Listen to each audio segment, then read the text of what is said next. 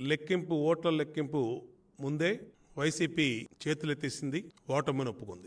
ఆడలేక మధ్యలో ఓడన్నట్టుగా ఉంది వైసీపీ యొక్క తంతు. వాళ్ళ మంత్రులు, సలహాదారులు ఏంటేంటో మాట్లాడుతూ ఉన్నారు. అంటే వీళ్ళకి ఫ్రస్ట్రేషన్లో ఉన్నారా, లేదంటే మెంటల్ బ్యాలెన్స్ తప్పారా అర్థం కాని పరిస్థితుల్లో వైసీపీ వాళ్ళ మాటలు ఉన్నాయి. మొన్నటి దాకా 5 సంవత్సరాలు అడ్డగోలుగా ఈ రాష్ట్రాన్ని దోచుకున్నటువంటి వైసీపీ ఎమ్మెల్యేలు, మంత్రులు, ముఖ్యమంత్రి, సలహాదారులు, నాయకులు ఈరోజు అధికారం పోతుంది అని తెలియంగానే ఈరోజున భయం పట్టుకుంది వాళ్ళకి.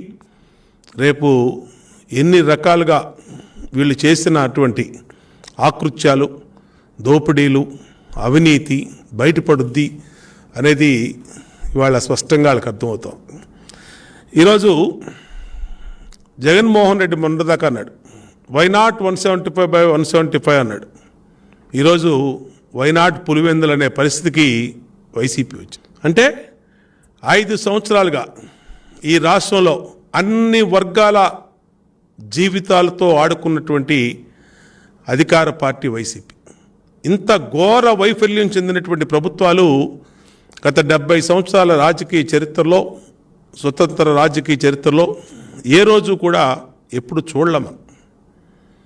ఎన్నో ప్రభుత్వాలు వచ్చినాయి, ఎన్నో ప్రభుత్వాలు పరిపాలన చేసినాయి.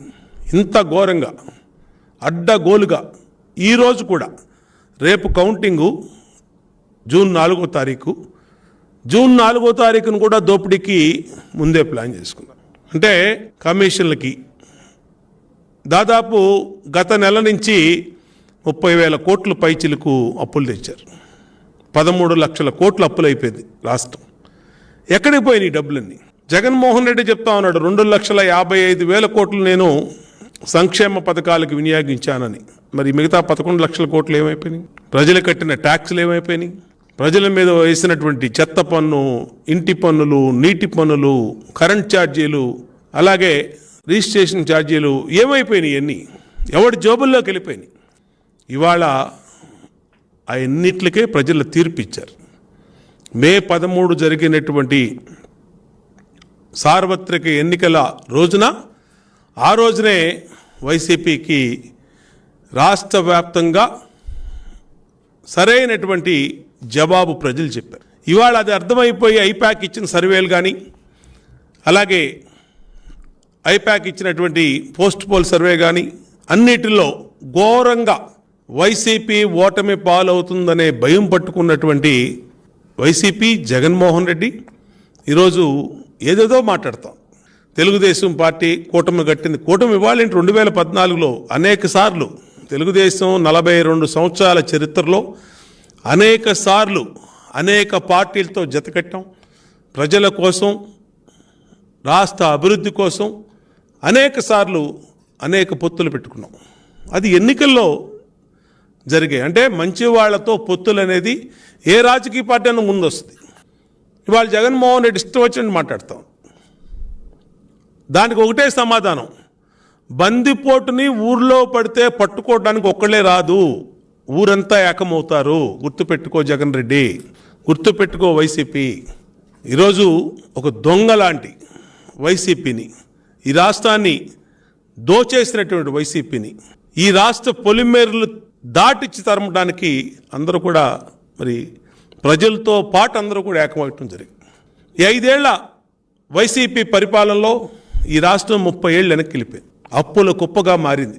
ఒక రోడ్డు లేదు, ఒక ప్రాజెక్ట్ లేదు, ఒక బిల్డింగ్ లేదు, ఎక్కడా కూడా ఒక్క అభివృద్ధి పనులు రాష్ట్రంలో జగన్మోహన్ రెడ్డి చెప్పుకునేంత అభివృద్ధి పని ఇది చేశాడు, ఇది పూర్తి చేశాడని చెప్పుకోగలిగినటువంటి పని ఎక్కడా లేదంటే ఇంతకన్నా దురదృష్టకరమైనటువంటి సంఘటన ఏ ప్రభుత్వానికి గతంలో రాల. ఈరోజు అన్ని రకాలుగా యువత జీవితాలతో ఆడుకున్నాడు జగన్మోహన్ రెడ్డి. ఎన్నికల ముందేమో జాబ్ క్యాలెండర్ అన్నాడు, ప్రభుత్వ ఉద్యోగాలన్నీ ఇస్తానన్నాడు, ప్రైవేట్ సెక్టార్లో ఇన్వెస్ట్మెంట్ తీసుకొస్తాను, యువతకి బంగారు భవిష్యత్తు కల్పిస్తానన్నాడు. ఉన్నటువంటి కంపెనీలనే ఈరోజు రాష్ట్రంలోంచి తరిమేసినటువంటి జగన్మోహన్ రెడ్డి అవినీతి వల్ల ఈరోజు రాష్ట్రంలో ఇన్వెస్టర్స్ ఒక్క రూపాయి లేకుండా ఉన్నటువంటి పెట్టుబడిదారులే ఎక్స్పాన్షన్లో ఇతర రాష్ట్రాల్లో చేసుకునే పరిస్థితి వచ్చిందంటే దానికి కారణం జగన్మోహన్ రెడ్డి అవినీతి ప్రభుత్వం కాదా అని అడుగుతాం. ఈరోజు ప్రజలు భయపడిపోయారు 5 సంవత్సరాల జగన్మోహన్ రెడ్డి పరిపాలన. జగన్మోహన్ రెడ్డి యొక్క కబ్జాలు, జగన్మోహన్ రెడ్డి యొక్క దందాలు, ఇసుక మాఫియాలు, ల్యాండ్ మాఫియాలు, మైనింగ్ మాఫియాలు, లిక్కర్ మాఫియాలు, ఎప్పుడెప్పుడు ఈ ప్రభుత్వం పోతుందా, ఎప్పుడెప్పుడు చంద్రబాబు గారి ఆధ్వర్యంలో ప్రజాప్రభుత్వం వస్తుందా అని ప్రజలు ఎదురు చూశారు. ఎన్నికల కోసం గతంలో రాజకీయ పార్టీలు ఎదురు చూసాయి, కానీ ఎన్నికల కోసం ప్రజలు ఎదురు చూస్తాం అనేది 2024లో మాత్రమే జరిగింది. 2024 ఎన్నికలు ఎప్పుడొస్తాయని ప్రజలు ఆతృతతో ఎదురు చూసి ఎక్కడెక్కడి నుంచో ఇతర రాష్ట్రాల నుంచి, ఇతర దేశాల నుంచి, ఇతర ఊరుల నుంచి వచ్చి తమ ఓటు హక్కు ఉపయోగించుకున్నారంటే ఆంధ్రప్రదేశ్లో 83% పైన ఓట్లు పోలేని అంటే ఇది ఆల్ టైమ్ రికార్డ్. అంటే జగన్మోహన్ రెడ్డి యొక్క అవినీతికి, జగన్మోహన్ రెడ్డి యొక్క అసమర్థ పరిపాలనకి ప్రజల్ని ఎంత భయపెట్టారో అర్థమవుతుంది. ఈరోజు తమ రాష్ట్రాన్ని కాపాడుకోవటానికి సమర్థవంతమైన నాయకత్వం మళ్ళా చంద్రబాబు గారు రావాలి. 2014, 2019 ఆయన చేసినటువంటి అభివృద్ధి కార్యక్రమాలు, ఆయన ముఖ్యమంత్రిగా ఈ రాష్ట్రాన్ని అగ్రగామిగా భారతదేశంలో నిలిపినటువంటి పరిస్థితులు, ఈజ్ ఆఫ్ డూయింగ్ బిజినెస్లో కానీ, ఇన్వెస్ట్మెంట్లో కానీ, ప్రాజెక్ట్స్లో కానీ, సంక్షేమంలో కానీ ఇవన్నీ కూడా ప్రజలు ఒకసారి గుర్తెచ్చుకొని మళ్ళా చంద్రబాబు గారి పరిపాలన రావాలని మే 13వ తారీఖు ఎక్కడెక్కడి నుంచో వచ్చి ఓటేశారు.